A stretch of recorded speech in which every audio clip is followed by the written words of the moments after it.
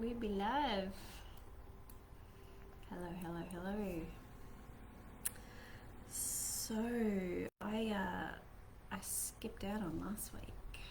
I did a little post to let you know that that was the case, and my excuse, my reason for not going live last week was I was in full integration mode, and it was great having that insight because I was like, I think I really want to speak to this.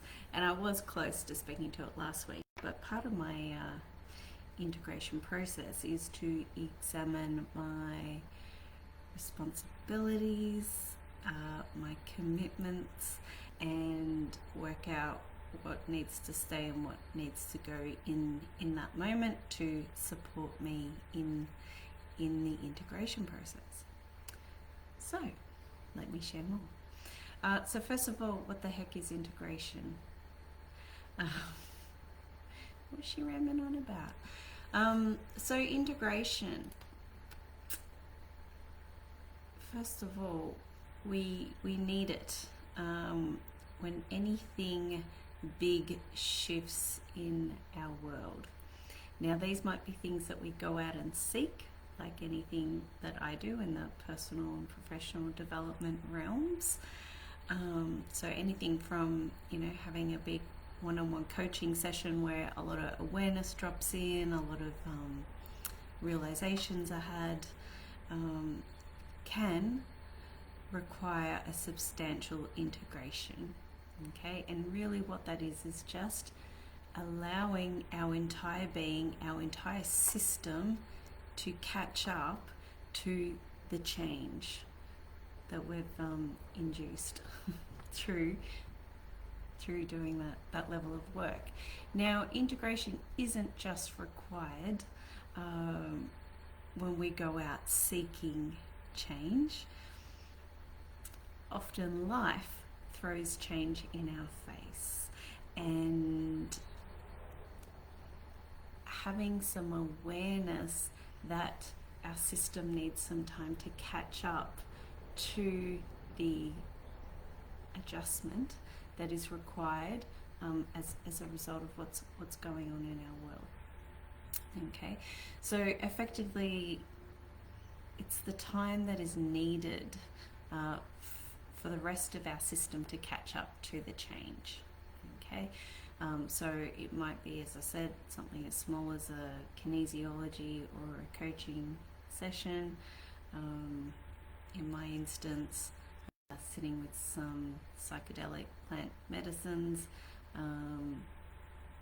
and it can be a matter of an integration period of a couple of days, or it might take years. Okay, if you were to win Tatsalotto, if you were to have the death of a loved one, a significant injury or illness, loss of a job, a relationship breakup, all of these things are going to take time for the rest of our system to catch up to what has happened to us or for us. Okay, so we're complex beings. Okay, we have lots of parts. From parts of our psyche, and I'll also talk about we've got the mental body, we've got the emotional body, we've got the energetic body, we've got all these parts. Okay, so the mental body may have had the awareness that we've had some programming installed that's really not me, and I've been acting and behaving and operating from a certain place. Now I've realized that that's not me, so mentally I've figured that out. Okay, but it might take some additional time for my emotions, for my identity, for all these complex aspects of ourselves to catch up. Okay, and often what we see happen is that the change happens, the awareness drops in, the event that forces change in our environment to happen occurs, and then if we don't have full integration, what we see is our cells either regress or go back to pre-change behavior, thoughts and actions. So, example, win tots lotto, what more often than not happens is that within 12 months of said Tats Lotto win, the person is in the same financial position as they were pre their winnings. Okay, so think about what's going on there. It's like you've just won Tats Lotto, like that should be life-changing, should it not? Okay, but somewhere in the psyche, somewhere in the system, the old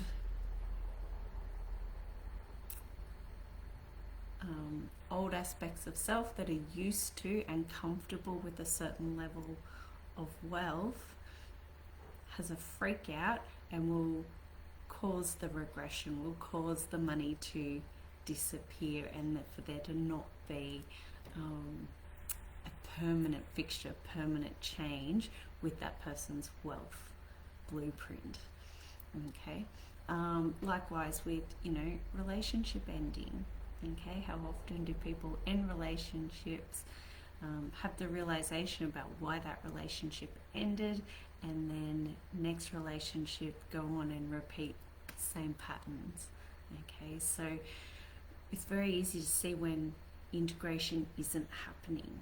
It's like, I had this big shake up, I had this big wake up call, I had this big realization, and I'm just slipping back into old ways of being.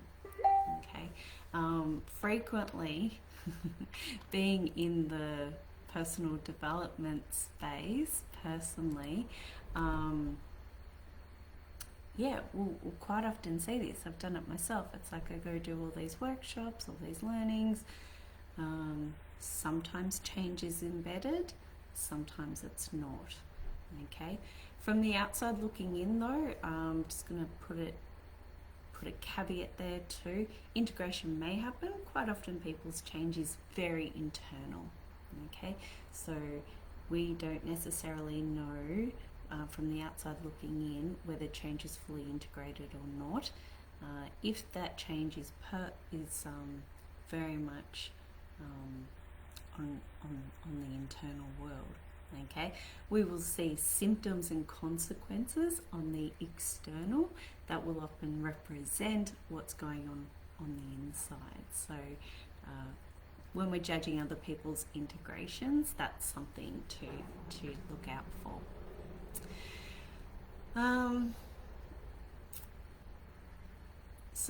So all parts of our identity are impacted by the change, and if not all parts are on board with the change, then we have that regression. Okay, so we need to give ourselves time. We need to give ourselves processes and ways to do integration well so that the changes stick, so we actually see an impact that stays with us for the duration of our life. Okay, so that's the what is integration. So how to integrate. Now this is my view of 7-8 years of putting myself deliberately into change inducing situations. Okay, be it coaching, energy work, healing, just stepping outside my comfort zone deliberately, doing things like this. I've been through many different processes.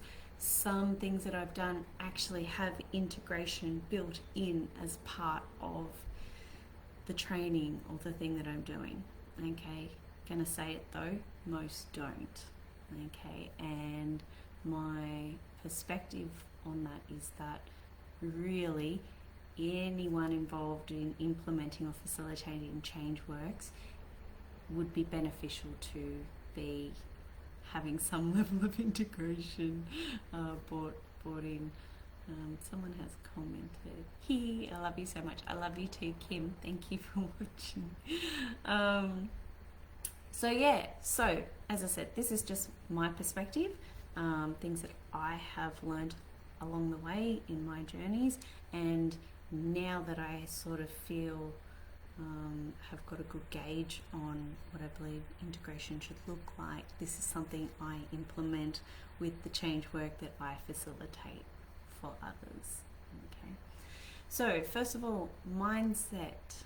We've got to be gentle, we've got to be compassionate for ourselves going through integration. Okay, picture a caterpillar goes into the cocoon, then becomes the butterfly. The integration is actually what's going on in the cocoon. Okay, and effectively, as far as I'm aware, the caterpillar gets emulsified. It becomes goo, effectively liquid, goes into a liquid state, breaking down and then reforming as, of course, the beautiful butterfly that we all hope to be at the end. So the integration is the goo stage. Okay, it goes under many names: bifurcation, confusion. It's not fun. It's actually quite often the harder part of change work processes. Yeah, we go through something, we have the realization, we feel amazing because we're so much more aware, and then bang, we have to hit the real world and show up and do the old things that we used to do, but it doesn't feel as good because it's not who we are. Not all parts are on board. Okay, so that goo phase, the liquidification of our being, our identity, all our feelings, all our thoughts, our physical body, all those aspects are going to feel pretty crappy as they catch up to the change. Okay, not always.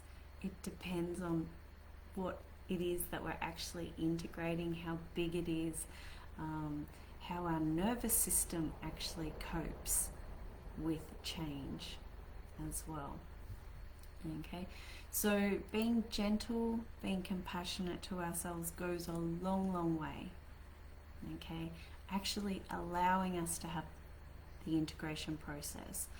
Okay, so have grace and allow ourselves to be humbled by the experience. It doesn't feel good while we're in it, but when we acknowledge that we're doing this so that we can be a freaking awesome butterfly at the end of it, okay, we can sort of sit back and go, all right, I'm ready to do this. As crappy as it feels, as long as it takes, I'm strapping myself in because I can't wait to be the butterfly. Yeah. So that's the mindset space. Life. Okay, we've all got commitments, we've all got responsibilities. Look at your schedule and work out what can go. Okay, integration is a time-based process. The more time that we can open up for ourselves to actually be in it, to be the goo, to feel crap, is actually what speeds us up and gets us out the other side that bit quicker. Okay, but life is busy, there's lots of distractions there, there's all the things that we have to do. Okay, what we want to do is actually allow ourselves to be the goo. Okay, so if we've got to cancel things, if we have to shuffle things around or ask for help or ask for people to support us in that, there's opportunities there. Okay, so for example, last week I knew that I had to show up and be at work on Wednesday. I looked at what I had committed to on the Tuesday. This live was one of them. I'm like, the only one that's forcing me to do that is me, and therefore we're giving ourselves a leave pass. Okay, so these are the things. So freeing up our schedule for integration. Okay, this integration tip was actually given to me by the most recent facilitator that I've worked with, and she's gold. be careful of what we're putting in our system in the integration process. Okay, so food's the obvious one. Am I supporting myself with nourishing, nutrient dense foods? Am I keeping well hydrated? Okay, any change work, keep the water going. Oh, that was clever.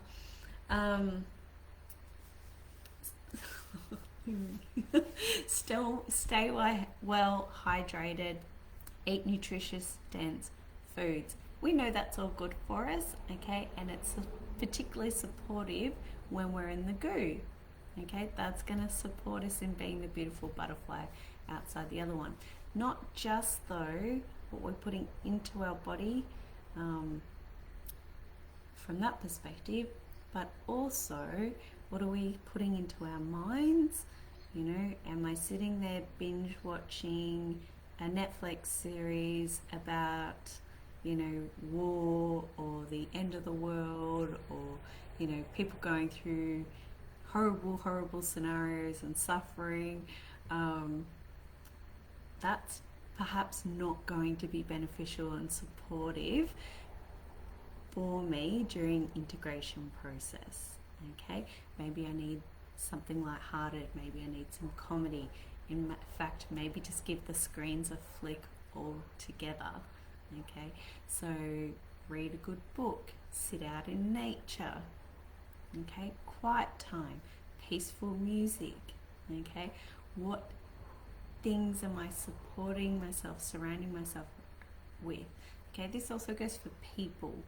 Who are you spending time with? Are they people that actually are going to be supportive to your system while it's undergoing this flux, this changing state? So really we want to consider everything. Yeah.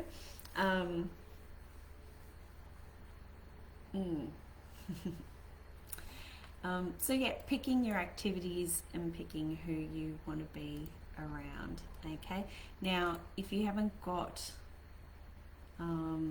people that you can debrief your integration and your change with, consider a counsellor or a therapist or a carefully selected coach. That's a whole other live in itself. Or hopefully you have got people that you can talk to. What I would say though is whoever you are sharing with, why I say coach or therapist or counsellor, is that they're non-biased. They're not going to judge you no matter what. They're not going to go, Andrea's a bit off the rails, or man, she's grieving, or whatever the scenario is, because they've got no personal interest other than, you know, the session happens. No biases as to the results. When we're in the goo phase, we have to be mindful that our perspective is shifting. Okay, in the morning you might have one perspective, by the afternoon some other pieces may have clicked in for yourself and you might have a totally different viewpoint. Okay, now if I've gone and debriefed with someone in the morning, given them my view of the world, and then it's changed by the afternoon, okay, they might start thinking I'm a little bit deranged and off the rails.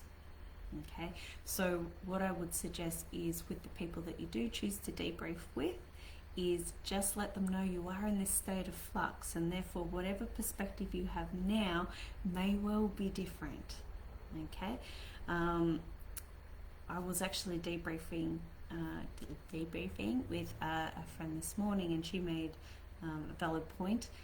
Someone who advised her through an integration process that she has done in the past was, don't make any big life-changing decisions for a good 6 months.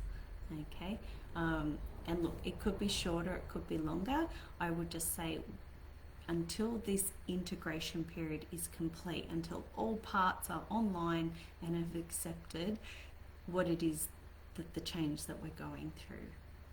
Okay, and that's a hard one. If you've gone through something big, quite often, we're very much doers. We're like, right, I need to move, I need to sell my house, I need to change jobs, or all the things. And look, I've done this. I've just realized. It's useful to set a decent amount of time to allow for the integration to happen and go, actually, is that the best move? And allow our decision making to come from a full-bodied, whole, integrated perspective, butterfly state, effectively. Okay. So yeah, be aware. The flux is real. It changes. Okay. And allowing for no big life decisions for a big period of time. Okay.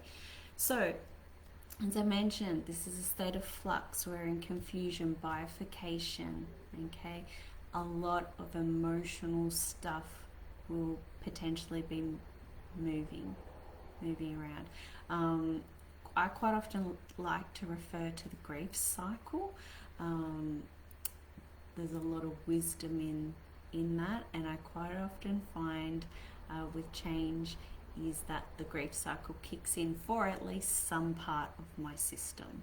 Okay, it may not be the full maximum amount, it might just be a small portion, but there is always, with any change, going to be part of my identity that dies, and there's going to be a new part of identity introduced. Okay, with the dying part, it's very likely there'll be some portion of grief associated with it. Okay, it's not linear. Okay, everything is cyclic, so you might find yourself spiraling through the grief cycle 100 times throughout your integration period. Okay, emotions generally get seen, like, they come in as waves. I'm actually an emotional processor. That's my human design profile, which I've learned, and that for every emotional processor, it's very different. Emotions come in waves. It might be like really high wave that takes a long, few days to carry on through. Or it might be emotion up, drop, emotion up, drop, emotion up, drop. Okay, so the duration, the frequency, and the power of those waves can vastly differ at different times throughout this cycle. Okay.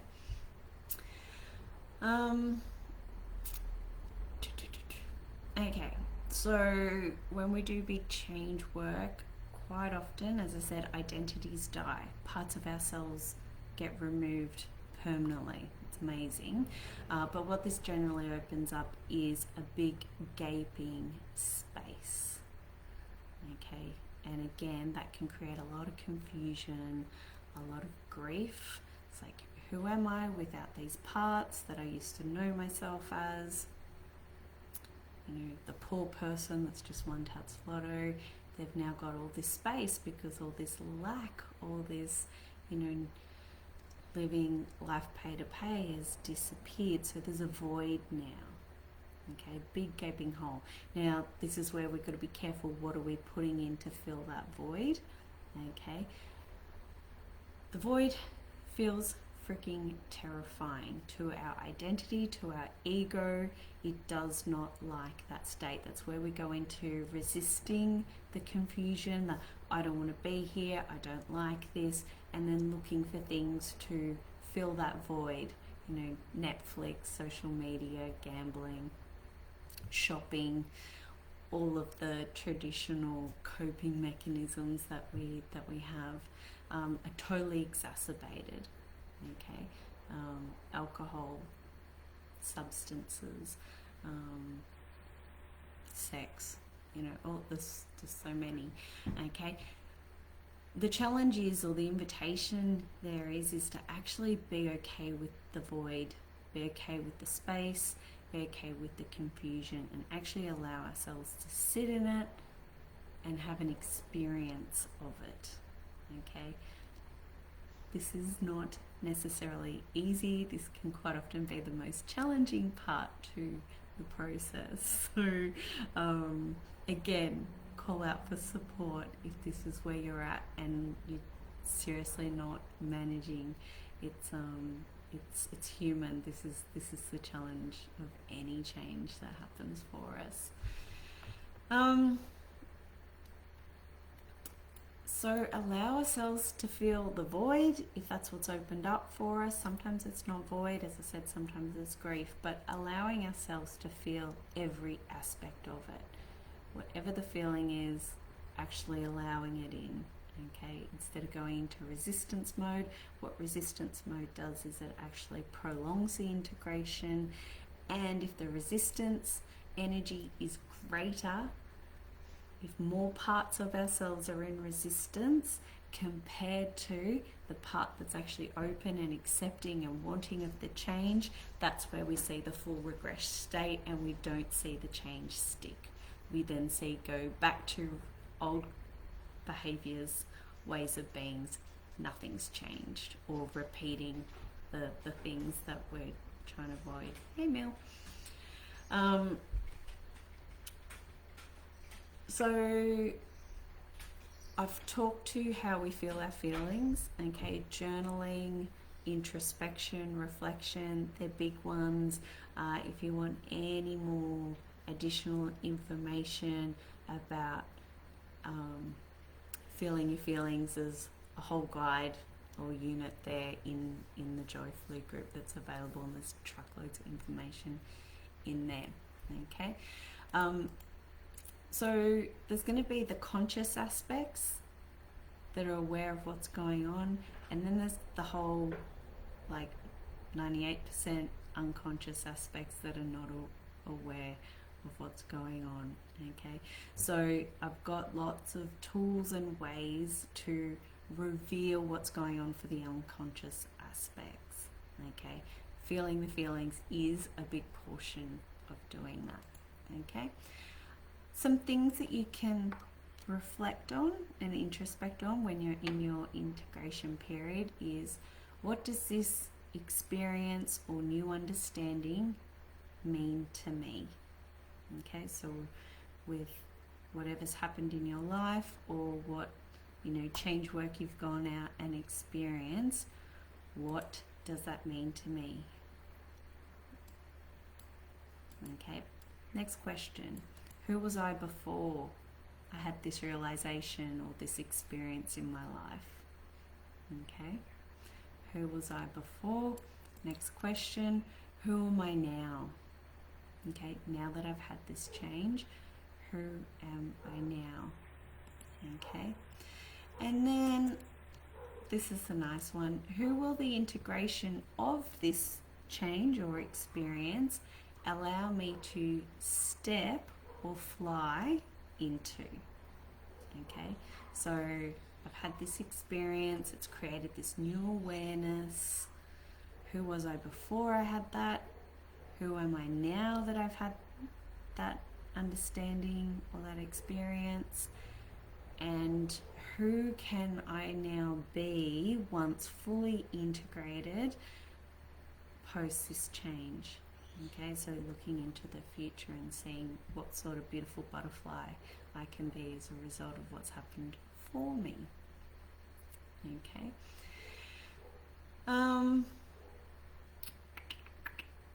All right, so one way of tapping into some of the additional layers that aren't always immediately obvious when we're in our integration period. So first of all, the physical body.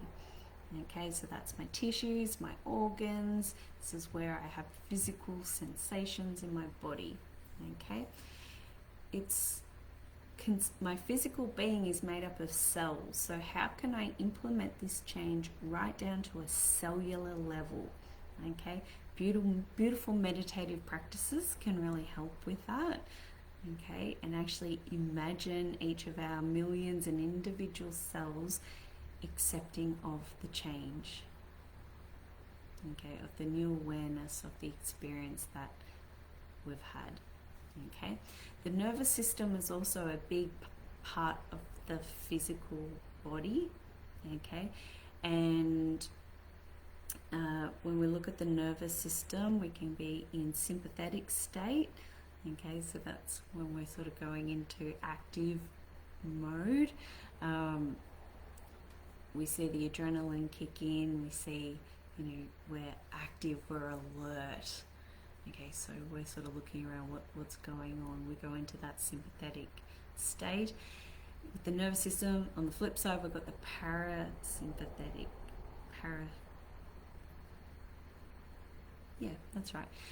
state, and that's our rest and digest. So sometimes we just need sleep. Okay, so considering those. The other thing with the nervous system is that also it's a bridge between the physical body into the other bodies of emotional and also the energetic one. Okay, so the emotional body is all the feelings. Okay, so I've already mentioned that. Might be the grief cycle, could be all sorts of things, that confusion, that oh shit, what have I done, poor me, what's happening. Okay, so feeling all the feelings and allow that to happen. Okay, the energetic body, okay, that's where it's the shadowy things, the things that we can't see but we have a sense of or a feeling of. Also gets referred to as sort of the soul, the spirit level, the unseen. Okay, we are, as much as we are just our physical body with our thoughts and our emotions, okay, there is a big aspect that our culture doesn't necessarily acknowledge, that does get acknowledged in non-Western cultures. It also gets addressed quite often through religion, okay, and that is the things that we don't see, okay, but that we have a sense of. Okay, so that can take, again, just some time and some real quietening to be able to feel into what's going on at the energetic level. Is my energy allowing these changes, or is my energy body in full flux and actually rejecting and not being accepting to the experience or the understanding that I've been gifted with? Okay, and the last lead, which is often the one that we think about first, is the intellectual, so the mental, the thoughts, the head.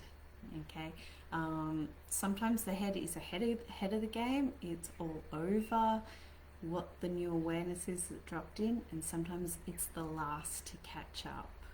Okay, particularly if we're in the denial phase of our grief cycle. Yeah, where no, this can't be happening, it's not real. The things that we talk ourselves out of having an experience, particularly if it's not feeling great, if it's unpleasant, then the head can often put up a bit of a front and a bit of resistance to the experience that's happening, that we're going through, this integration. Okay, the head doesn't like being goo. Okay, it can't grasp that. It needs something hard, something more dense. So the head will quite often do a lot of things to try and avoid or rationalize not feeling crappy about being in this integration process as a whole. All right. All right. So as I mentioned, there's no actual specific length of time with any of this. There's no stopwatch.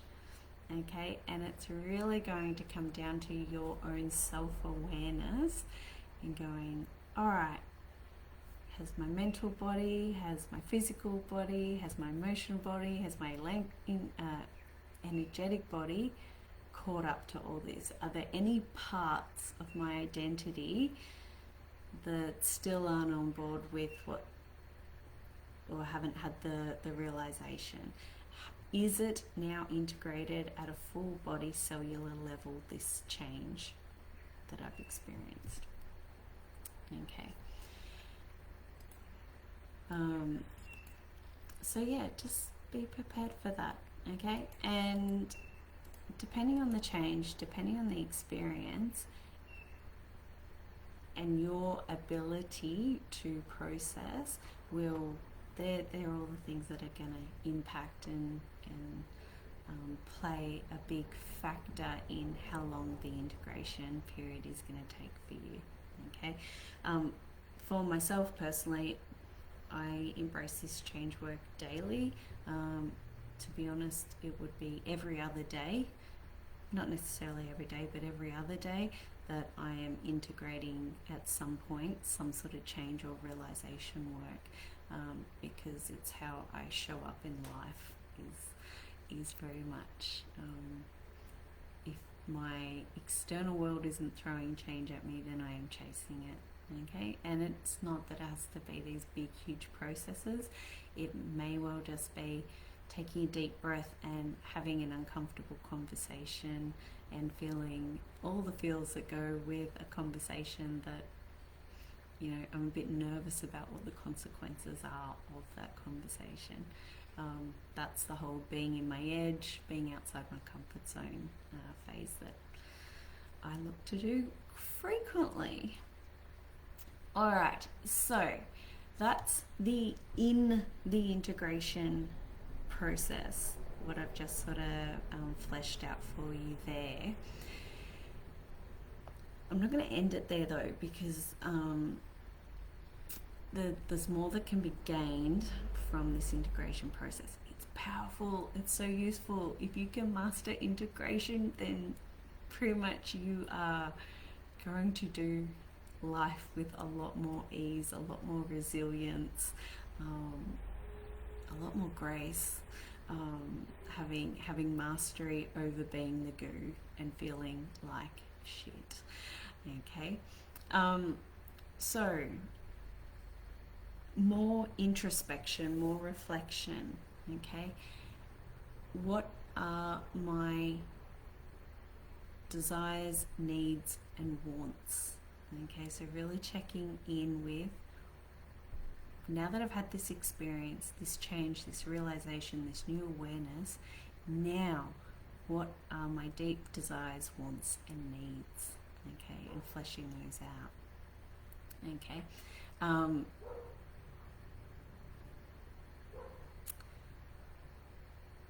We can often figure out what our wants, desires, and needs are, and then from the head perspective go, oh, I can't have that because, and we rationalize and we justify, we make excuses.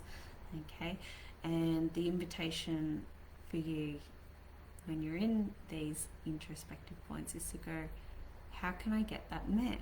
If I have this desire,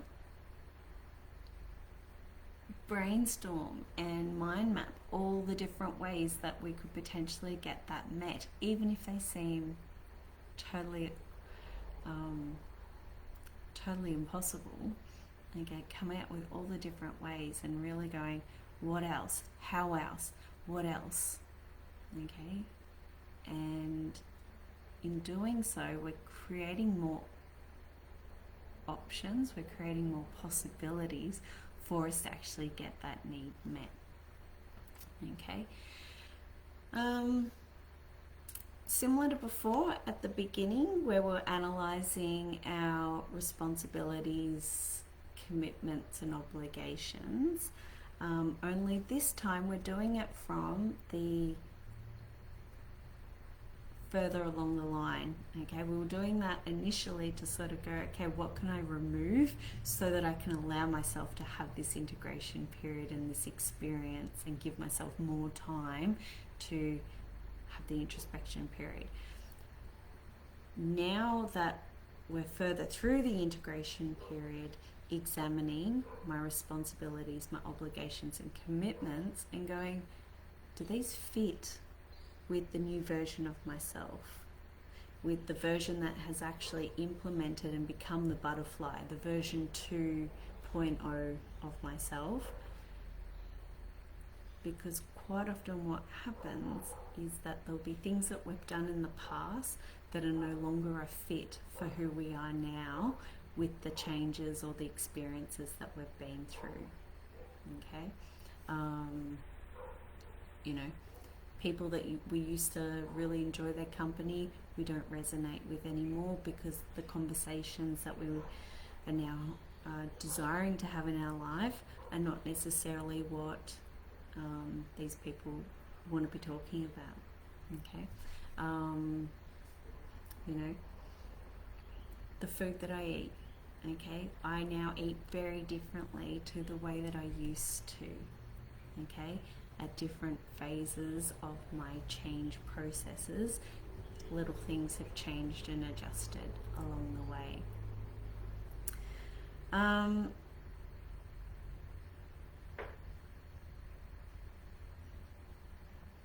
Something else, a little thing to be aware of, particularly when we're doing massive identity changing based work, is that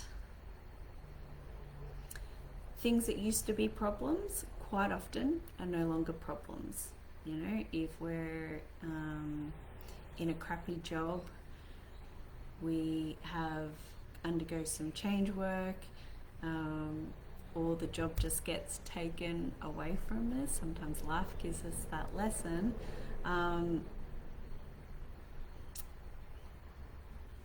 So then I start a new job and it doesn't have the problems that I attracted in my old position.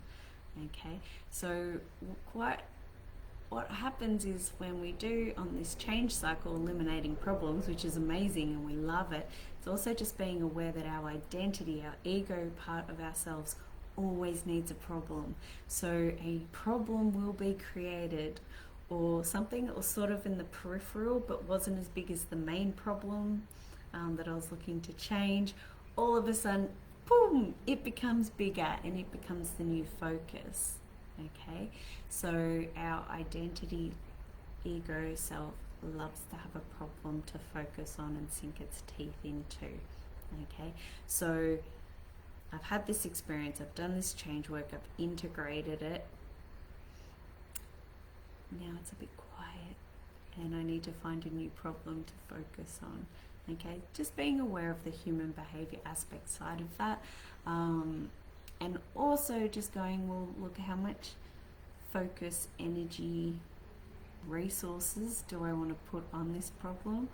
Or if the problem was always there all along, it's just it wasn't the big shiny one that I happened to be focused on, perhaps that's just something that can sit in the background, or perhaps that becomes the catalyst for the next amount of change work that we then want to focus on. So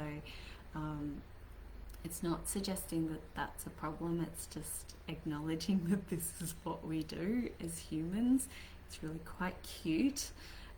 So I always laugh when I've done a big shift and a lot of changes, problems have been resolved, because I'm like, oh, what's next? Knowing full well there's always going to be a what's next problem appear to take my attention. So when we identify with our version 2.0 self of my new desires, wants and needs, we can set in some performance criteria, a little bit of smarter goal setting, okay, to actually ensure that the new version of myself is getting my needs, wants and desires met. You don't have to do that, okay, but again, we're just running the risk that we have these experiences and that it doesn't 100% get it bedded in. A realization that dropped in for me earlier in the year when I was doing a spring clean project in my Waking Women's Collective group was I've gone through years and years and years of lots of change work, and so much of that was big shifts internally that, you know, meant greater confidence, self-esteem, ability to navigate problems, so many things, but there was quite a few significant shifts that hadn't actually materialized into taking new action in the external world. Okay, feeling all the peace, love and awesomeness on the inside, but not necessarily translating that into action externally.